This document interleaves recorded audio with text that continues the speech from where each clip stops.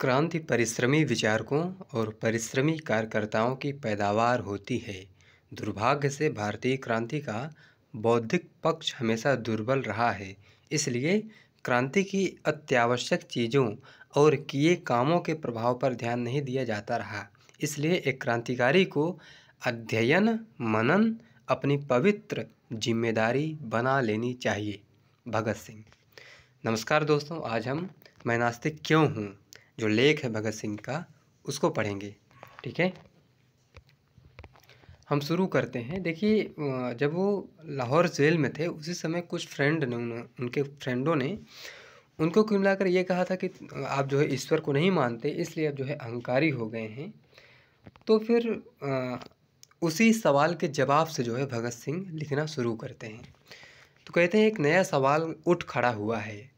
क्या मैं अहमन्यता के कारण सर्वशक्तिमान, सर्वव्यापी और सर्वज्ञ ईश्वर के अस्तित्व में विश्वास नहीं करता हूँ? मैंने कल्पना भी नहीं की थी कि मुझे कभी ऐसे सवाल का सामना करना पड़ेगा, लेकिन कुछ मित्रों से हुई बातचीत में मुझे यह संकेत मिला कि मेरे कुछ दोस्त, अगर उन्हें दोस्त मानकर उन पर मैं बहुत ज़्यादा अधिकार नहीं जता रहा हूँ, तो मेरे साथ के अपने थोड़े से संपर्क से इस नतीजे पर पहुँचना चाहते हैं कि मैं ईश्वर के अस्तित्व को नकार कर बड़ी ज़्यादती कर रहा हूँ, और यह कि मुझ में कुछ अहमन्यता है जिसने मुझे इस अविश्वास के लिए प्रेरित किया है। अहमन्यता मतलब अहंकार। बहरहाल समस्या गंभीर है। मैं ऐसी सेख ही नहीं बखारता कि मैं इन मानवीय कमजोरियों से एकदम ऊपर हूँ। मैं एक मनुष्य हूँ, इससे ज़्यादा कुछ होने का दावा कोई भी नहीं कर सकता। सो मुझ में भी यह कमज़ोरी है। सचमुच अहमन्यता मेरे स्वभाव का एक अंग है। अपने साथियों के बीच मुझे निरंकुश कहा जाता था। यहाँ तक कि मेरे मित्र श्री BK दत्त भी कभी कभी मुझे निरंकुश कहा करते थे। कई अवसरों पर तानाशाह कहकर मेरी निंदा की गई। कुछ मित्रों को सचमुच यह शिकायत है, और गंभीर शिकायत है, कि मैं अनजाने ही अपने विचार दूसरों पर थोपता हूँ और अपनी बातें जबरन मनवा लेता हूँ। मैं इनकार नहीं करता कि एक हद तक यह बात सच है। इसे अहमन्यता भी कहा जा सकता है। जितनी अहमन्यता अन्य लोकप्रिय मतों के मुकाबले हमारे मत में है, उतनी मुझ में भी है, मगर वह निजी नहीं है। हो सकता है हमारे मत में यह केवल एक समुचित गर्व हो और इसे अहमन्यता ना माना जाता हो। अहमन्यता अथवा और ज़्यादा ठीक कहें तो अहंकार किसी को अपने ऊपर हो जाने वाले अनुचित गर्व का नाम है। यहाँ मैं जिस सवाल पर चर्चा करना चाहता हूँ वह यही है कि क्या मैं नास्तिक इसलिए बन गया हूँ कि मुझे अपने ऊपर ऐसा अनुचित गर्व है, अथवा इस विषय के सचेत अध्ययन और काफ़ी सोच विचार के बाद मैंने ईश्वर में विश्वास करना छोड़ा है। वैसे मैं यह स्पष्ट कर दूँ कि अहंकार और अहमन्यता दो भिन्न चीज़ें हैं। अव्वल तो मैं यह बात कतई नहीं समझ सका कि अनुचित गर्व या मिथ्या दंभ किसी को आस्तिक बनने से कैसे रोक सकता है। वास्तव में मैं किसी महान व्यक्ति की महानता से इनकार कर सकता हूँ, बशर्ते कि वैसी योग्यता न होने पर भी, अथवा महान होने के लिए भी वास्तव में आवश्यक या अनिवार्य गुण न होने पर भी मुझे किसी हद तक वैसी लोकप्रियता मिल जाए। यहाँ तक तो बात समझ में आती है, मगर यह कैसे हो सकता है कि कोई आस्तिक निजी अहमन्यता के कारण ईश्वर में विश्वास करना छोड़ दे? दो ही बातें हो सकती हैं, यानी कि इसमें दो बातें हो सकती हैं। पहला, आदमी या तो स्वयं को ईश्वर का प्रतिद्वंदी समझने लगे, या यह मानने लगे कि वह स्वयं ईश्वर है। लेकिन इन दोनों ही स्थितियों में वह सच्चा नास्तिक नहीं बन सकता। पहली स्थिति में वह अपने प्रतिद्वंदी के अस्तित्व को अस्तित्व से इनकार नहीं करता। दूसरी स्थिति में भी वह ऐसे ही सत्ता के अस्तित्व को स्वीकार करता है जो अदृश्य रहकर प्रकृति की तमाम क्रियाओं को निर्देशित करती है। हमारे लिए इस बात का कोई महत्व नहीं कि वह स्वयं को सर्वोच्च सत्ता समझता है अथवा किसी सर्वोच्च सचेत सत्ता को स्वयं से अलग समझता है। मूल बात ज्यों की त्यों है, उसका विश्वास ज्यों का त्यों है। वह किसी भी तरह से नास्तिक नहीं है। बहरहाल मेरी बात मान लीजिए, मैं न तो पहली श्रेणी में आता हूँ न दूसरी श्रेणी में। मैं उस सर्वशक्तिमान परमात्मा के अस्तित्व से ही इनकार करता हूँ। क्यों इनकार करता हूँ, इसकी चर्चा बाद में करूँगा। यहाँ मैं केवल यह स्पष्ट करना चाहता हूँ कि नास्तिकता के सिद्धांतों को अपनाने की दिशा में मुझे मेरी अहमनता ने प्रेरित नहीं किया है। मैं न तो ईश्वर का प्रतिद्वंदी हूँ, न उसका अवतार, न स्वयं परमात्मा। पक्की बात है कि अहमनता ने मुझे ऐसा सोचने के लिए प्रेरित नहीं किया है। इस आरोप को मिथ्या सिद्ध करने के लिए मुझे तथ्यों की जांच पड़ताल करने की इजाज़त दीजिए। मेरे इन दोस्तों के मुताबिक दिल्ली बम कांड और लाहौर षड्यंत्र कांड के कारण चले मुकदमों के दौरान मुझे जो आवश्यक लोकप्रियता मिल गई है, शायद उसी ने मुझ में मिथ्या दंभ पैदा कर दिया है। खैर, देख लेते हैं उनकी बात सही है या नहीं। मेरी नास्तिकता इतनी नई चीज़ नहीं। मैंने तो ईश्वर को मानना तभी बंद कर दिया था जब मैं एक अज्ञात नौजवान था और मेरे उपर्युक्त मित्रों को मेरे अस्तित्व का पता भी नहीं था।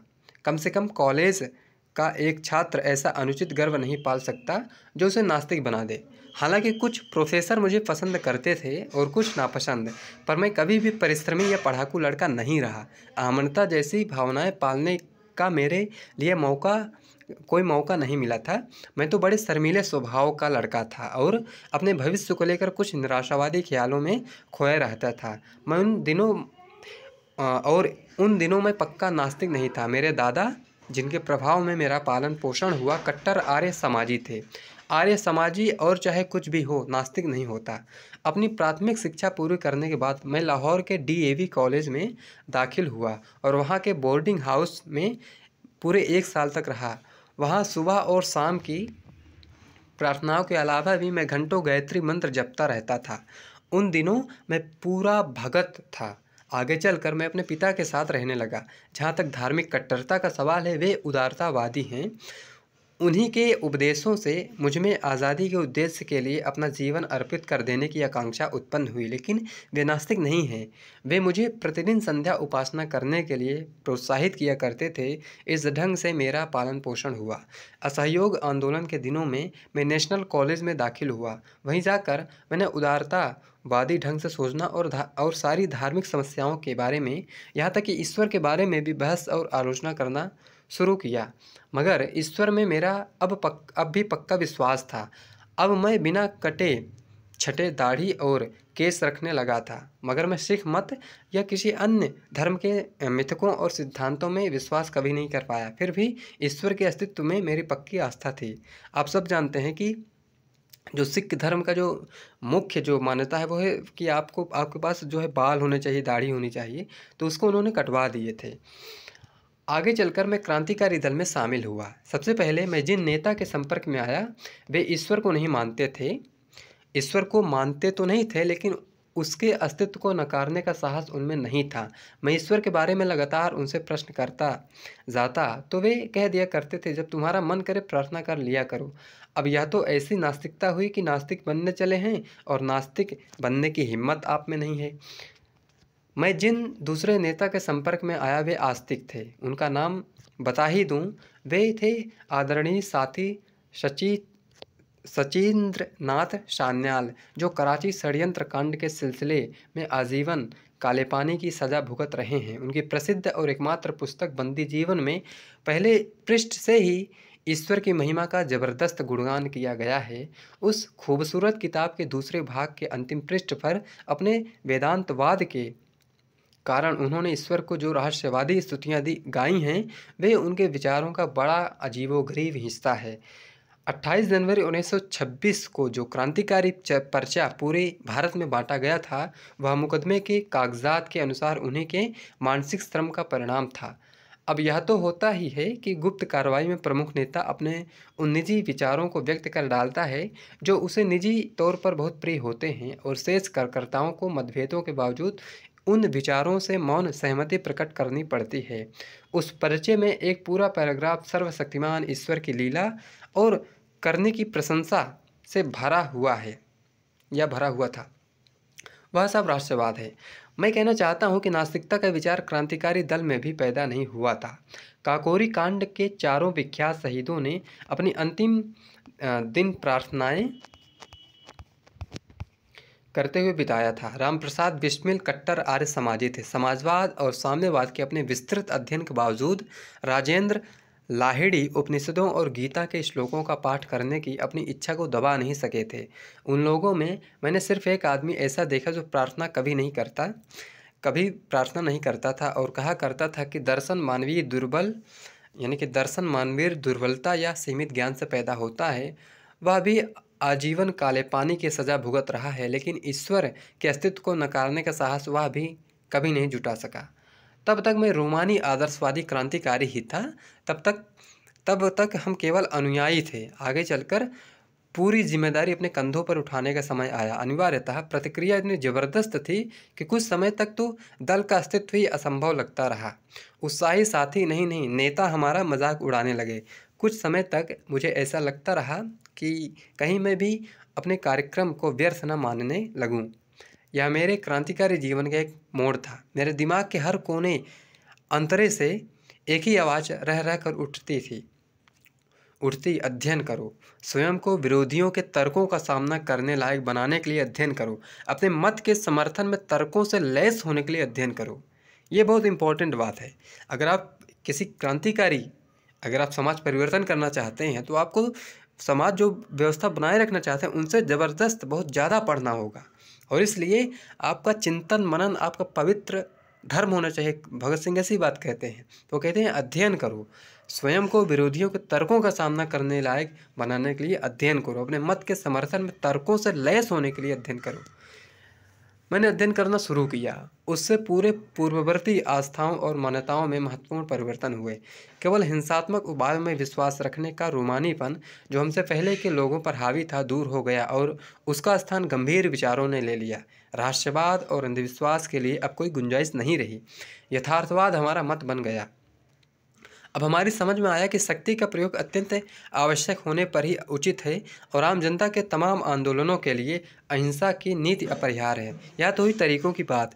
सबसे महत्वपूर्ण बात थी उस आदर्श की स्पष्ट अवधारणा जिसके लिए हमें लड़ना था। चूँकि उस समय सक्रियता के स्तर पर कोई खास गतिविधियाँ नहीं थीं, इसलिए विश्व क्रांति के विभिन्न आदर्शों का अध्ययन करने के अवसर मुझे खूब मिले। मैंने अराजकतावादी नेता बाकुनिन को पढ़ा, थोड़ा सा साम्यवाद के जनक कार्ल मार्क्स को पढ़ा। अब आप देखिए भगत सिंह ने किसको किसको पढ़ा था। तो लिख रहे हैं कि मैं अराजकतावादी नेता बाकुनिन को पढ़ा, थोड़ा सा साम्यवाद के जनक कार्ल मार्क्स को पढ़ा और अपने देश में सफलतापूर्वक क्रांति करने वाले लेनिन, ट्रोत्स्की तथा अन्य लोगों को खूब पढ़ा। ये सब नास्तिक थे। बाकुनिन की पुस्तक ईश्वर और राज्य अधूरी सी होने के बावजूद इस विषय का एक रोचक अध्ययन है। बाद में निर्लम्ब स्वामी की पुस्तक सहज ज्ञान मेरे पढ़ने में आई। उसमें महज एक रहस्यवादी नास्तिकता थी। अब यह विषय मेरे लिए सबसे ज़्यादा रोचक बन गया। 1926 के अंत तक मैं इस बात का कायल हो गया कि सारी दुनिया को बनाने, चलाने और नियंत्रण करने वाली सर्वशक्तिमान परम सत्ता के अस्तित्व का सिद्धांत निराधार है। मैंने अपने अविश्वास के बारे में दूसरों को बता भी दिया था। मित्रों के साथ मैं इस विषय पर बहस करने लगा। मैं घोषित रूप से नास्तिक बन चुका था। मगर इसका मतलब क्या था, इसकी चर्चा नीचे की जा रही है। मई 1927 में लाहौर में मेरी गिरफ्तारी हुई। गिरफ्तारी अचानक हुई। मुझे ज़रा भी अंदेशा नहीं थी कि पुलिस मेरे तलाश में है। अचानक एक बाग में से गुजरते हुए मैंने पाया कि मैं पुलिस के चारों ओर यानी कि पुलिस द्वारा घेर लिया गया हूँ। मुझे खुद इस बात की हैरानी है कि मैं उस समय एकदम शांत रहा। न तो मुझे कोई घबराहट हुई, न मैंने किसी उत्तेजना का अनुभव किया। मुझे हिरासत में ले लिया गया। अगले दिन मुझे केवल रेलवे पुलिस की हवालात में ले जाया गया, जहां मैंने पूरा 1 महीना गुजारा। पुलिस अफसरों से कई दिन की बातचीत के बाद मैंने अनुमान लगाया कि उन्हें काकोरी दल से मेरे संबंध होने तथा क्रांतिकारी आंदोलन से संबंधित मेरी अन्य गतिविधियों के बारे में कुछ जानकारी है। उन्होंने मुझे बताया कि जिन दिनों मुकदमा चल रहा था मैं लखनऊ गया था, कि मैंने अभियुक्तों से मिलकर उन्हें छुड़ाने की योजना बनाई थी, कि उनकी अनुमति पाकर हम लोगों ने कुछ बम जमा किए थे, कि जांच के तौर पर उनमें से एक बम 1926 के दशहरे के दिन भीड़ में फेंका गया था। फिर उन्होंने मुझसे कहा कि तुम्हारी भलाई इसी में है कि तुम क्रांतिकारी दल की गतिविधियों पर प्रकाश डालते हुए एक बयान दे दो। इससे तुम्हें जेल में नहीं डाला जाएगा, बल्कि अदालत में मुखबिर बतौर पेश किए बिना ही तुम्हें छोड़ दिया जाएगा। मैं उनके इस प्रस्ताव पर हंस दिया। उनकी सब बातें वाहियात थीं।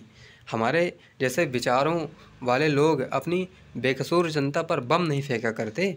एक दिन CIT के तत्कालीन वरिष्ठ अधीक्षक मिस्टर न्यूमैन मेरे पास आए और काफ़ी देर तक सहानुभूति जताने वाली बातें करने के बाद उन्होंने मुझे यह खबर सुनाई, जो उनके हिसाब से अत्यंत दुखद थी, कि वे लोग जैसा बयान मुझसे चाहते हैं मैंने नहीं दिया, तो मजबूर होकर उन्हें मुझ पर काकोरी कांड के सिलसिले में शासन के विरुद्ध लड़ाई छेड़ने के षड्यंत्र और दशहरा बम कांड के सिलसिले में हुई क्रूर हत्याओं के लिए मुकदमा चलाना पड़ेगा। फिर उन्होंने मुझे बताया कि उनके पास मुझे सज़ा दिलाने और फांसी चढ़ाने के लिए काफ़ी सबूत मौजूद है। उन दिनों मैं यह मानता था, हालांकि मैं बिल्कुल निर्दोष था, कि पुलिस चाहे तो ऐसा कर सकती है। उसी दिन कुछ पुलिस अफसरों ने मुझे सुबह शाम दोनों समय नियम से प्रार्थना करने के लिए प्रेरित करना शुरू किया। अब मैं ठहरा नास्तिक। मैंने अपने मन में यह फैसला कर लेना चाहा कि मैं सुख शांति के दिनों में ही नास्तिक होने की सेखी बघारता हूँ, या ऐसी कठिन परिस्थिति में भी अपने सिद्धांतों पर अटल रह सकता हूँ। बहुत सोच विचार के बाद मैंने यह निश्चय किया कि मैं स्वयं को ईश्वर में विश्वास करने और उसकी प्रार्थना करने के लिए तैयार नहीं कर सकता। और मैंने प्रार्थना नहीं की, एक बार भी नहीं की। यह असली परीक्षा थी और मैं उसमें उत्तीर्ण हुआ। एक क्षण के लिए भी मेरे मन में यह विचार नहीं आया कि कुछ अन्य चीज़ों की कीमत पर मैं अपनी जान बचा लूँ। इस तरह मैं पक्का नास्तिक था और तब से आज तक हूँ। उस परीक्षा में उत्तीर्ण होना कोई आसान काम नहीं था। आस्तिकता मुश्किलों को आसान कर देती है, जहाँ तक कि उन्हें खुशगवार भी बना सकती है। आदमी ईश्वर में बड़ी ज़बरदस्त राहत और दिलासा पा सकता है। ये बात सही भी है कि अगर आपको दुख होता है तो ईश्वर है वो, तो थोड़ा राहत मिल जाता है। तो उसके बिना आदमी को अपने ऊपर ही भरोसा करना पड़ता है। यानी कि अगर आप ईश्वर को नहीं मान रहे हैं तो फिर अपने ऊपर ही आपको भरोसा करना होगा। और आंधियों तूफानों के बीच अपने पैरों पर खड़े रहना बच्चों का खेल नहीं है। परीक्षा की ऐसी घड़ियों में अहमनता अगर हो भी तो कपूर की तरह उड़ जाती है और आदमी प्रचलित विश्वासों को ठुकराने की हिम्मत नहीं कर पाता। अगर करता है तो हमें कहना पड़ेगा कि उसमें निरी अहमनता के अलावा कोई और ताकत है। ठीक यही स्थिति आज है। सब लोग अच्छी तरह जानते हैं कि हमारे मुकदमे का फैसला क्या होना है। हफ्ते भर में वह सुना भी दिया जाएगा। मेरे लिए इस ख्याल के अलावा और क्या राहत हो सकती है कि मैं एक उद्देश्य के लिए अपने प्राणों का बलिदान करने जा रहा हूँ। ईश्वर में विश्वास करने वाला हिंदू राजा बनकर पुनर्जन्म लेने की आशा कर सकता है। मुसलमान या ईसाई जन्नत में मिलने वाले मज़े लूटने और अपनी मुसीबतों और कुर्बानियों के बदले इनाम हासिल करने के अपने सपने देख सकता है। मगर मैं किस चीज़ की उम्मीद करूँ? मैं जानता हूँ कि जब मेरी गर्दन में फांसी का फंदा डालकर मेरे पैरों के नीचे से तख्ते खींचे जाएंगे, सब कुछ समाप्त हो जाएगा। वही मेरा अंतिम क्षण होगा। मेरा अथवा आध्यात्मिक शब्द में कहूँ तो मेरी आत्मा का संपूर्ण अंत उसी क्षण हो जाएगा। बाद के लिए कुछ नहीं रहेगा। अगर मुझ में इस दृष्टि से देखने का साहस है तो एक छोटा सा संघर्षमय जीवन ही, इसका अंत भी कोई शानदार अंत नहीं है, अपने आप में मेरा पुरस्कार होगा, बस और कुछ नहीं। किसी स्वार्थपूर्ण इरादे के बिना, इहलोक या परलोक में कोई पुरस्कार पाने की इच्छा के बिना, बिल्कुल अनासक्त भाव से मैंने अपना जीवन आज़ादी के उद्देश्य के लिए अर्पित किया है, क्योंकि मैं ऐसा किए बिना रह नहीं सकता। जिस दिन ऐसी मानसिकता वाले बहुत से लोग हो जाएंगे जो मानव सेवा और पीड़ित मानवता की मुक्ति को हर चीज़ से ऊपर समझकर उसके लिए अपने आप को अर्पित करेंगे, उसी दिन आज़ादी का युग शुरू होगा। जब वे राजा बनने के लिए नहीं, इहलोक में अपने जन्म या मृत्यु के उपरांत स्वर्ग में जाकर कोई अन्य पुरस्कार पाने के लिए नहीं, बल्कि मानवता की गर्दन पर रखा दास्ता का जुआ उतार फेंकने के लिए और स्वतंत्रता और शांति की स्थापना के लिए दमनकारियों, शोषकों और अत्याचारियों को चुनौती देने की प्रेरणा ग्रहण करेंगे। तभी वे इस मार्ग पर चल सकेंगे जो व्यक्तिगत रूप से उनके लिए भले ही खतरनाक हो, लेकिन उनकी महान आत्माओं के लिए एकमात्र गौरवपूर्ण मार्ग है।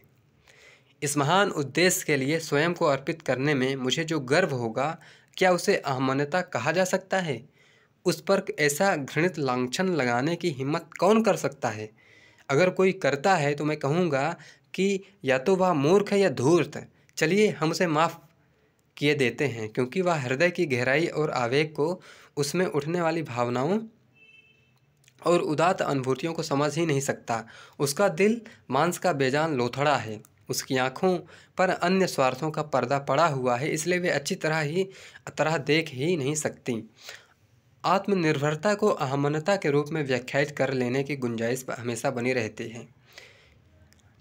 यह बड़ी दुखद और बुरी बात है, लेकिन इसके बारे में कुछ नहीं किया जा सकता।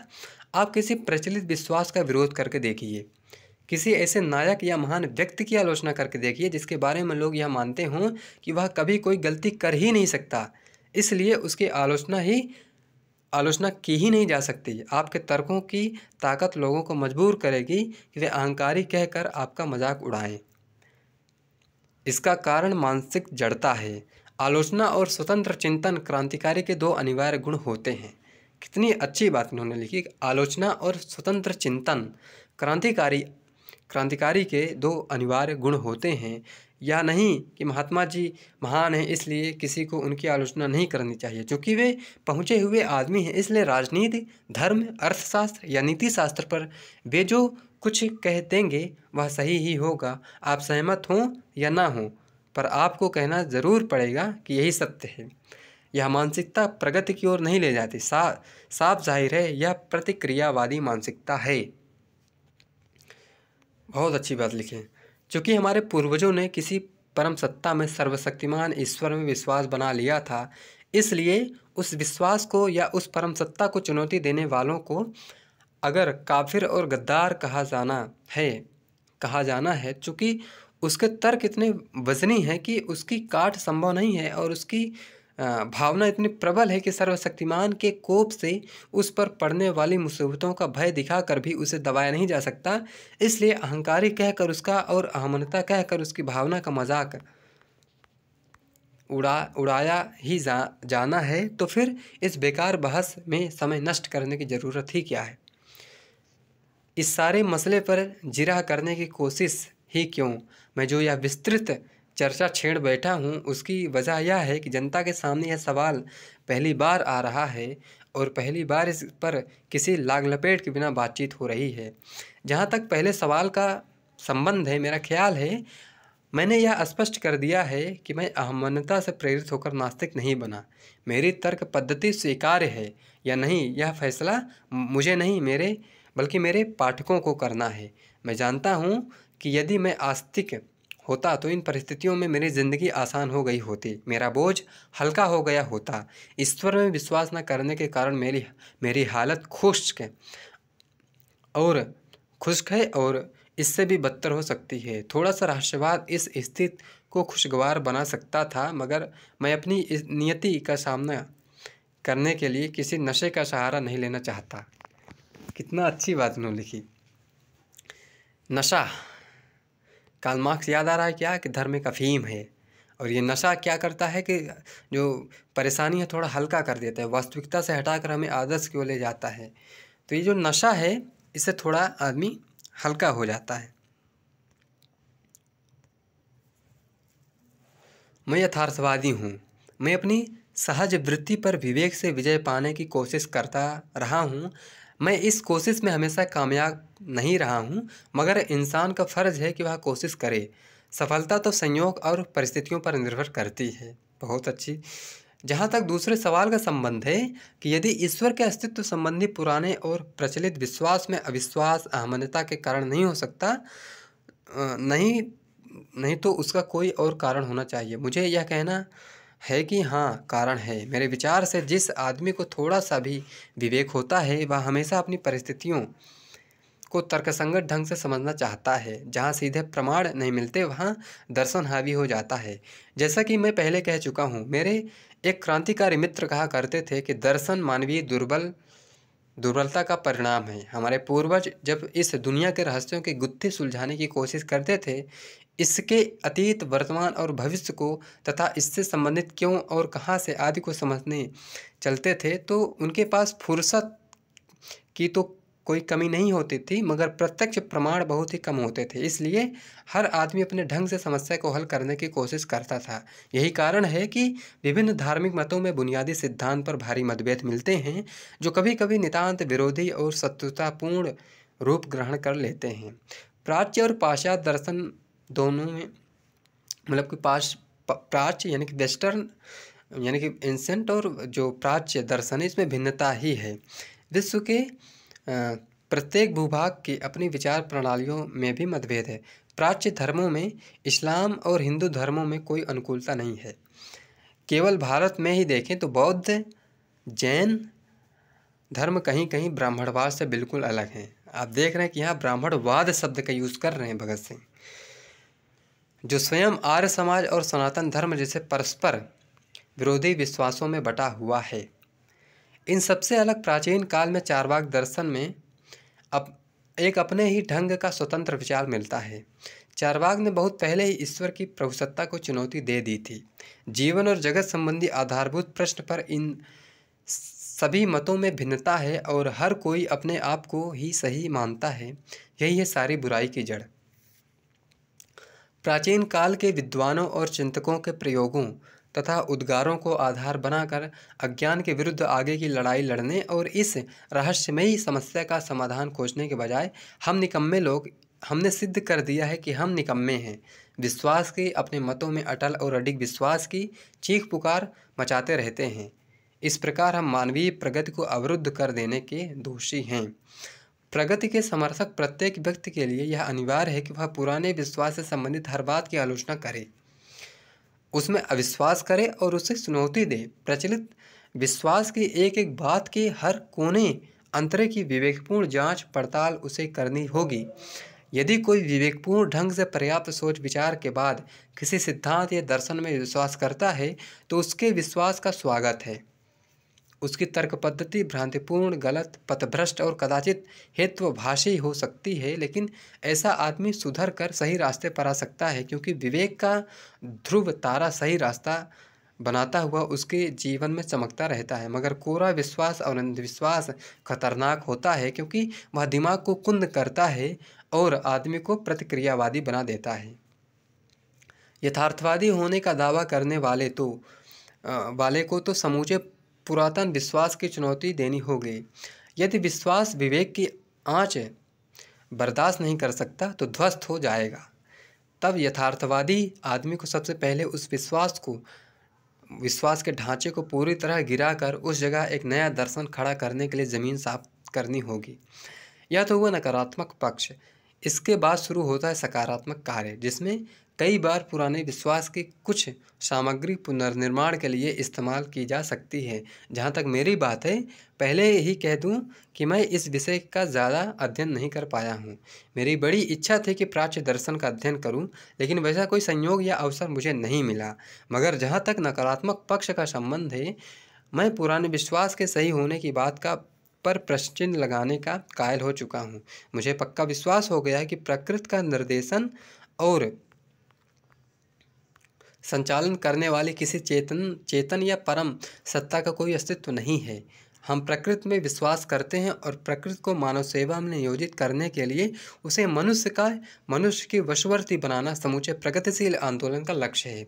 उसे चलाने वाली कोई चेतना शक्ति उसके पीछे नहीं है। यही हमारा दर्शन है। नकारात्मक पक्ष की ओर से हम आस्तिकों से कुछ सवाल पूछते हैं। अब थोड़ा ध्यान से सुनिए, बहुत ही खतरनाक सवाल है। यदि आपके विश्वास के अनुसार कोई सर्वशक्तिमान, सर्वव्यापी और सर्वज्ञ ईश्वर है जिसने इस पृथ्वी या दुनिया की सृष्टि की, तो कृपया यह बताइए कि उसने ऐसा क्यों किया।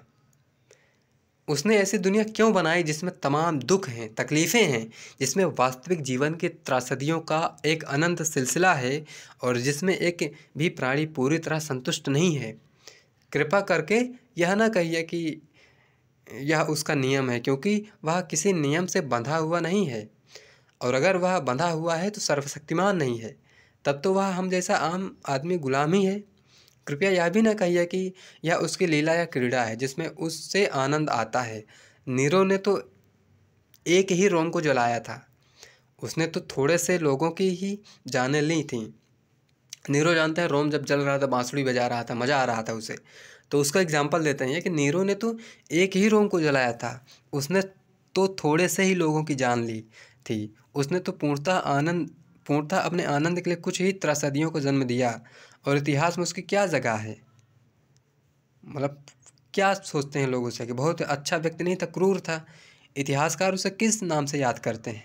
दुनिया भर की नफरत भरी लानतें उस पर बरसाई जाती है। अत्याचारी, हृदयहीन और दुष्ट नीरों की भर्त्सना करते हुए पृष्ठ पर पृष्ठ गालियों से भरी कटु निंदाओं से काले किए गए हैं। एक चंगेज खां था जिसने हत्या का आनंद लेने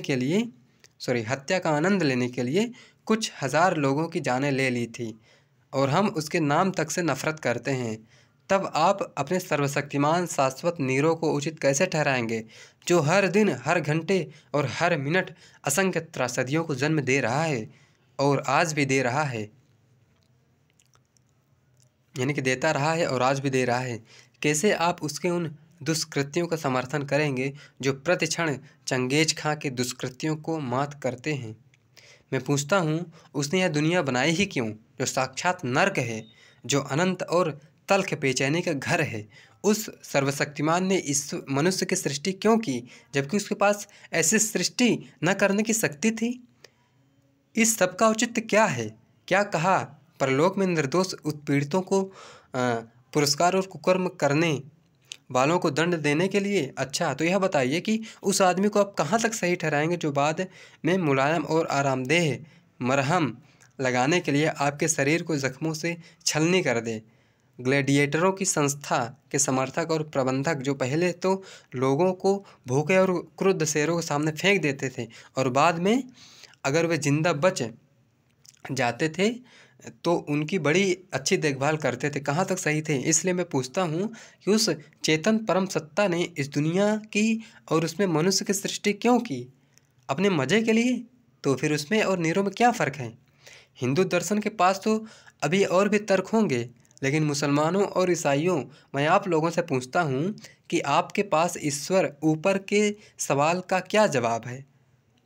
आप तो पुनर्जन्म में विश्वास नहीं करते। हिंदुओं की तरह आप यह तर्क नहीं दे सकते कि प्रत्यक्ष रूप से निर्दोष लोग इसलिए दुख पा रहे हैं कि पुनर्जन्म में उन्होंने बुरे कर्म किए थे। मैं तो आपसे पूछता हूँ कि उस सर्वशक्तिमान ने 6 दिनों तक शब्द के द्वारा इस दुनिया को बनाने की मेहनत क्यों की, और क्यों प्रतिदिन यह कहा कि सब ठीक है? आज उसे बुलाइए, उसे पिछला इतिहास दिखलाइए, उसे कहिए कि वह वर्तमान स्थिति का अध्ययन करे, देखें वह कैसे कहता है कि सब ठीक है। जेलों की काल कोठरियों, गंदी बस्तियों और झुग्गी झोपड़ियों में भूखे मरते लाखों लोग पूंजीवादी राक्षस द्वारा अपना रक्त चूसे जाने की प्रक्रिया को धैर्यपूर्वक यकृत भाव से देखने वाले शोषित मजदूरों, मामूली समझ वाले आदमी को भी आतंकित कर देने वाली मानवीय ऊर्जा की फिजूल खर्चियों और ज़रूरतमंद उत्पादकों में बांटने के बजाय अतिरिक्त उत्पादन को समुद्र में फेंक देने जैसे कार्यों से लेकर नरकंकालों की नींव पर खड़े किए गए शहरी महलों तक हर चीज़ उसे दिखाइए और ज़रा उससे कहलाइए कि सब ठीक है। यह सब क्यों और कहाँ से आया? यह है मेरा सवाल। आप खामोश हैं तो ठीक है, मैं अपनी बात आगे बढ़ाता हूँ। अच्छा हिंदुओं, आप कहते हैं कि जो लोग आज दुख पा रहे हैं वे पुनर्जन्म के पापी हैं। ठीक, आप यह भी कह सकते हैं कि आज के उत्पीड़क लोग पुनर्जन्मों के धर्मात्मा हैं, इसलिए उनके हाथ में सत्ता है। मानना पड़ेगा कि आपके पूर्वज बड़े चालाक थे। उन्होंने ऐसे सिद्धांत खोज निकालने का प्रयास किया था जिनसे विवेक और अविश्वास के आधार पर की जाने वाली तमाम कोशिशों को दबा दिया जाए। लेकिन आइए विश्लेषण करके देखें कि वास्तव में इस तर्क में कितना दम है। कानून के प्रसिद्धतम ज्ञानकारों की राय में दुष्कर्म करने वाले को दी जाने वाली सज़ा केवल 3-4 उद्देश्यों की दृष्टि से ही उचित ठहराई जा सकती है। ये उद्देश्य हैं प्रतिकार यानी बदला लेना, सुधार यानी दोषी व्यक्ति को सुधार कर सही रास्ते पर लेना, और निवारण यानी दंड का भय दिखाकर लोगों को दुष्कर्म करने से रोकना। प्रतिकार के सिद्धांत की भर्त्सना तो आज के सभी प्रगतिशील विचारक करते ही हैं। निवारण के सिद्धांत का भी यही हश्र होने वाला है। एकमात्र सुधार का सिद्धांत ही सारवान और मानवीय प्रगति के लिए अपरिहार्य है। इसका उद्देश्य है दोषी व्यक्ति को अत्यंत सुयोग्य एवं शांति प्रिय नागरिक बनाकर समाज को लौटा देना। लेकिन अगर हम सभी मनुष्यों को अपराधी मान भी लें तो ईश्वर द्वारा उन्हें दी जाने वाली सज़ा कैसी है? आप कहते हैं कि वह उन्हें गाय, बिल्ली, वृक्ष, जड़ी बूटी या जानवर बनाकर दुनिया में भेजता है। आप इन संख्या मतलब इन सज़ाओं की संख्या 84 लाख बताते हैं। मैं पूछता हूँ, इसका मनुष्य पर कौन सा सुधारात्मक प्रभाव पड़ता है? आपको ऐसे कितने लोग मिले जो कहते हो कि पाप करने के कारण पिछले जन्म में वे गधा बने थे? एक भी नहीं। अपने पुराणों के उद्धरण रहने दीजिए। आपकी पौराणिक कहानियों में उलझने की फुर्सत मेरे पास नहीं। आप तो यह बताइए, क्या आप जानते हैं कि हम दुनिया में सबसे बड़ा पाप गरीब होना है? सॉरी, इस दुनिया में सबसे बड़ा पाप गरीब होना है। लेकिन आपके अनुसार यह लोगों को ईश्वर द्वारा दी गई सजा है। मैं पूछता हूँ, आप उन अपराध विज्ञानी को, उस विधिवेत्ता या विधायक को कैसे उचित ठहराएंगे जो आदमी को अनिवार्यतः और ज़्यादा अपराध करने के लिए मजबूर करने वाली सजाएं तजवीज़ करें? क्या आपके ईश्वर ने इस चीज़ पर गौर नहीं किया, या उसे भी ऐसी बातें अनुभव से सीखनी पड़ती है? लेकिन मानवता को अकथनीय दुख झेल कर इसके लिए कितनी बड़ी कीमत चुकानी पड़ती है। किसी गरीब और अनपढ़ चमार या भंगी के घर पैदा होने वाले आदमी की नियति आपके ख्याल से क्या होगी? वह गरीब है, इसलिए पढ़ लिख नहीं सकता, तथा कथित ऊंची जाति में पैदा होने के कारण स्वयं को श्रेष्ठ मानने वाले उसके संगी उसके साथ नफरत करते हैं और अछूत मानकर अलग थलग रखते हैं। उसका ज्ञान, उसकी गरीबी, उसके साथ किया जाने वाला बर्ताव समाज के प्रति उसके हृदय को कठोर बना देगा। मान लीजिए वह कोई अपराध करता है तो उसकी सजा कौन भुगतेगा? ईश्वर, वह स्वयं, या समाज के ज्ञानवान लोग? घमंडी और स्वार्थी ब्राह्मणों द्वारा जानबूझकर अज्ञानी बनाकर रखे गए उन लोगों की सजा के बारे में आप क्या कहते हैं, जिन्हें आपके पवित्र ज्ञान ग्रंथों यानी वेदों की कुछ पंक्तियों सुन लेने का दंड अपने कानों में पिघले हुए गर्म शीशे की धार झेलकर भरना पड़ता था? अगर उसका कोई अपराध था भी तो उसके लिए जिम्मेदार कौन था और उसका नतीजा किसको भुगतना चाहिए? मेरे प्यारे दोस्तों, ये सिद्धांत विशेषाधिकार प्राप्त लोगों के मनगढ़ंत सिद्धांत हैं। बहुत अच्छी बात कह रहे हैं। वे इन सिद्धांतों के जरिए जबरदस्ती हथियाई हुई अपनी शक्ति, संपन्नता और श्रेष्ठता को उचित ठहराते हैं। याद आया, शायद अपटन सिंक्लेटर ने कहीं लिखा है कि आदमी को अमरता में विश्वास करने वाला बना दो और उसके पास धन संपत्ति आदि जो कुछ भी है सब लूट लो, वह उफ नहीं करेगा, यहाँ तक कि अपने आप को लूटने में खुद आपकी मदद करेगा। धार्मिक उपदेशकों और सत्ताधारियों की मिलीभगत से ही जेलों, फांसियों, कोड़ों और इन सिद्धांतों का निर्माण हुआ।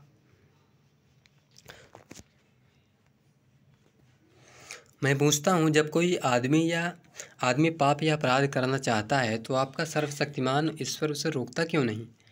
उसके लिए तो यह बहुत ही आसान काम होगा।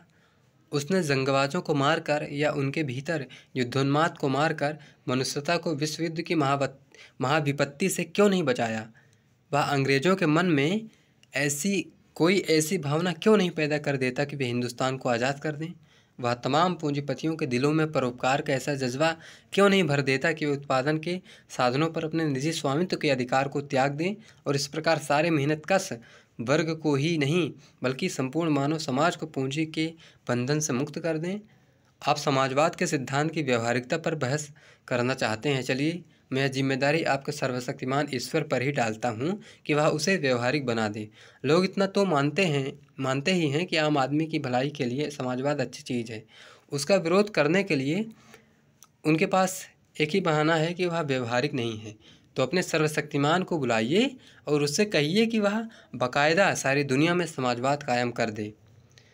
अब आप गोलमोल तर्क देना बंद कर दीजिए, वे चलेंगे नहीं। मैं आपको बता दूं, अंग्रेज़ों का शासन यहाँ इसलिए नहीं है कि यह ईश्वर की इच्छा है, बल्कि इसलिए है कि उनके पास ताकत है और हम उनका विरोध नहीं करते। वे ईश्वर की सहायता से नहीं बल्कि तोपों, बंदूकों, बमों और गोलियों, पुलिस और फौज तथा हमारी उदासीनता की सहायता से हमें गुलाम बनाए हुए हैं और एक राष्ट्र द्वारा दूसरे राष्ट्र का निर्लज्ज शोषण करने का सबसे घृणित पाप समाज के विरुद्ध सफलतापूर्वक करते चले आ रहे हैं। ईश्वर कहाँ है? वह क्या कर रहा है? क्या वह मानव जाति के इन सब दुखों और तकलीफ़ों का मज़ा ले रहा है? तब तो वह नीरो है, चंगेज़ खां है, उसका नाश हो। क्या आप मुझसे यह जानना चाहते हैं कि यदि मैं ईश्वर को नहीं मानता तो दुनिया और इंसान को कहाँ से पैदा हुआ मानता हूँ। ठीक है, बताता हूँ। चार्ल्स डार्विन ने इस विषय पर कुछ प्रकाश डालने की कोशिश की है, उसका अध्ययन कीजिए। निर्लम्ब स्वामी की पुस्तक सहज ज्ञान पढ़िए, इससे कुछ हद तक आपके सवाल का जवाब मिल जाएगा। यह प्राकृतिक घटना है, विभिन्न पदार्थों के आकस्मिक संयोग से उत्पन्न नीहारिका से पृथ्वी की उत्पत्ति हुई कब, यह जानने के लिए इतिहास देखिए। इसी प्रकार जीवधारी उत्पन्न हुए और उनमें से ही एक लंबे अरसे के बाद मनुष्य का विकास हुआ। डार्विन की पुस्तक जीवों की उत्पत्ति पढ़िए। इसके बाद की तमाम प्रगति प्रकृति के विजय प्राप्त करने के लिए मनुष्य द्वारा उसके विरुद्ध किए गए अनवरत संघर्ष से हुई। इस घटना की यह संक्षिप्त व्याख्या है। आपका दूसरा तर्क हो सकता है कि जन्म से ही अंधे या लंगड़े पैदा होने वाले बच्चे यदि पूर्व जन्म के कर्मों के कारण नहीं तो किस कारण से ऐसे पैदा होते हैं। जीव विज्ञानी इसकी व्याख्या कर चुके हैं और उनके अनुसार यह महज एक जीव वैज्ञानिक घटना है। उनके अनुसार इसके लिए माता पिता उत्तरदायी होते हैं, चाहे वे गर्भावस्था में ही बच्चे में हो जाने वाली विकृतियों को जन्म देने वाले अपने कार्यों के प्रति सचेत हों या ना हों। स्वाभाविक है कि आप एक और सवाल पूछेंगे, हालांकि सारता वह सवाल बचकाना है। आपका सवाल होगा, यदि ईश्वर था ही नहीं तो लोग उसमें विश्वास कैसे करने लगे। मेरा उत्तर स्पष्ट और संक्षिप्त है। लोग जिस तरह भूतों और प्रेत आत्माओं में विश्वास करने लगे उस तरह ईश्वर में भी विश्वास करने लगे। फर्क सिर्फ यह है कि ईश्वर में विश्वास सर्वव्यापी है और इसका दर्शन बहुत विकसित है। कुछ परिवर्तनवादी यह मानते हैं कि ईश्वर की उत्पत्ति शोषकों की चालबाजी से हुई, जो एक परमात्मा के अस्तित्व का प्रचार करके और फिर उससे प्राप्त सत्ता और विशेष अधिकारों का दावा करके लोगों को गुलाम बनाना चाहते थे। मैं यह नहीं मानता कि उन्हीं लोगों ने ईश्वर को पैदा किया। हालांकि मैं इस मूल बात से सहमत हूँ कि सभी विश्वास, धर्म, मत और इस प्रकार की अन्य संस्थाएं अंततः दमनकारी तथा शोषक संस्थाओं, व्यक्तियों और वर्गों की समर्थक बनकर ही रहीं। राजा के विरुद्ध विद्रोह करना हर धर्म के मुताबिक पाप है। ईश्वर की उत्पत्ति के बारे में मेरा अपना विचार यह है कि मनुष्य ने जब अपनी कमियों और कमजोरियों पर विचार करते हुए अपनी सीमाओं का एहसास किया तो मनुष्य को तमाम कठिन परिस्थितियों का साहसपूर्वक सामना करने और तमाम खतरों के साथ वीरतापूर्वक जूझने की प्रेरणा देने वाली तथा सुख समृद्धि के दिनों में उसे उच्छृंग हो जाने से रोकने और नियंत्रित करने वाली सत्ता के रूप में ईश्वर की कल्पना की। अपने निजी नियमों वाले और पालनहार जैसी उदारता वाले ईश्वर की कल्पना खूब बढ़ा चढ़ा कर की गई और वैसा ही उसका विशद चित्रण किया गया।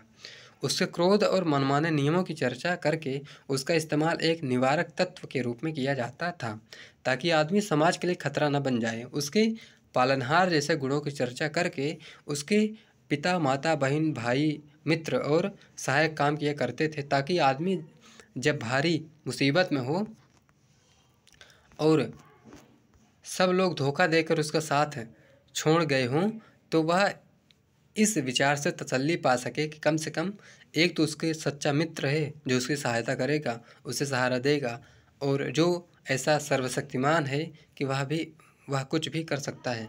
आदिम युग के समाज में यह चीज़ सचमुच बड़ी उपयोगी थी।